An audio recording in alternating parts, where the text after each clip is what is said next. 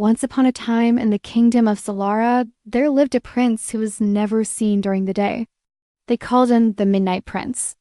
Rumors claimed he was curse-marked by dark magic, bloodthirsty, monstrous. The king kept him locked in the Blackstone Tower, where no servant dared enter after sundown.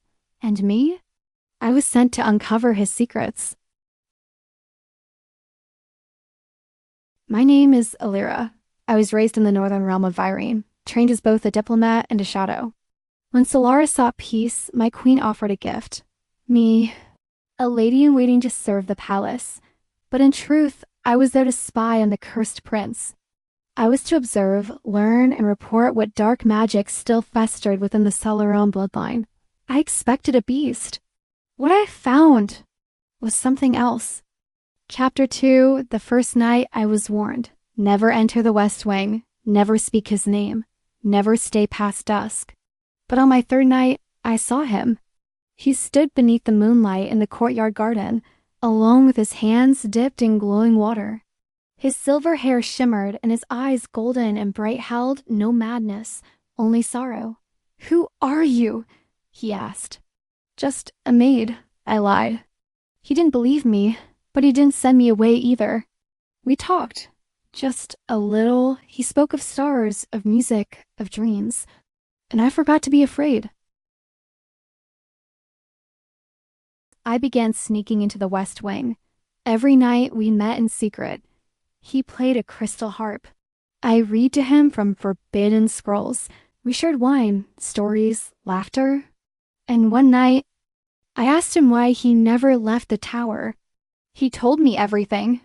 At birth, he had been marked by a celestial omen 2 moons crossed, casting a shadow over the palace. The court deemed it a curse, a sign of betrayal to come, so his father sealed him away. But there was no curse, no dark magic, only fear. He said, "I have done nothing wrong, but because of a sky I could not control, I am nothing to them." That night, I touched his hand, and my heart broke open. The queen from Virene sent me a mirrorgram. "Alira, report. Is he dangerous? Can we use him to break Solara from within?" I stared at the glass and did the unthinkable. I said, "There is no monster, only a forgotten prince." But the reply was swift. "You've gone soft. Complete your mission or don't come back." I kept silent. For the first time in my life, I chose not to obey. I chose him. Word got out. Someone had seen us together. Whispers became accusations. And one night, the king stormed the West Wing with guards and blades drawn. They tried to kill him. I stood in front of him, shielding him with my body.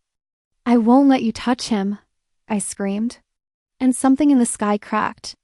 Lightning struck the Blackstone Tower, revealing an ancient truth etched into its walls.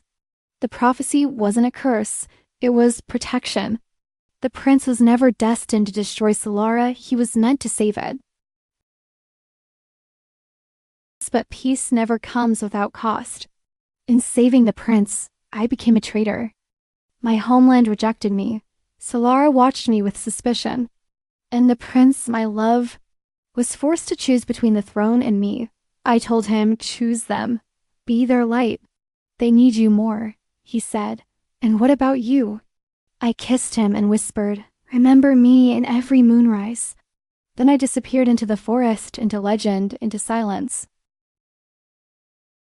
Years passed. Solara flourished under his rule.